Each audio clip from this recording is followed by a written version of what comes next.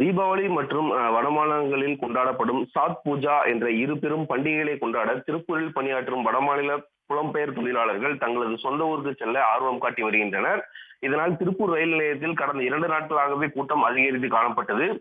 இந்த நிலையில் இறுதி கட்டமாக போனஸ் வழங்கப்பட்ட தொழிலாளர்கள் ஊருக்கு செல்வதற்காக நேற்று இரவு திருப்பூர் ரயில் நிலையத்தில் குவிந்தனர்.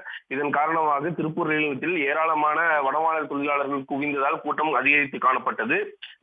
மேலும் அதே நேரத்தில் அங்கு வரும் அனைத்து ரயில்களிலும் கூட்டம் அதிகமாகவே இருந்த காரணத்தால் நிற்கக்கூட இடமின்றி அந்த ரயிலில் பயணம் செய்யக்கூடிய சூழல் ஏற்பட்டது. குறிப்பாக 12 மணிக்கு வந்த நிஜாமுதீன் எக்ஸ்பிரஸ், அதிகாலை 2:30 மணிக்கு வந்த ஷாலிமார் எக்ஸ்பிரஸ், மேலும் 4:55 மணிக்கு வந்த அசாம் மாநிலம் செல்லக்கூடிய திருப்கார் செல்லக்கூடிய ரயில்கள், அது மட்டுமின்றி 5:30 மணிக்கு வந்த பாட்னா ரயில் என அனைத்து ரயில்களிலும் வடமாநில தொழிலாளர்களின் கூட்டமானது கட்டுக்கடங்காமல் இருந்தது.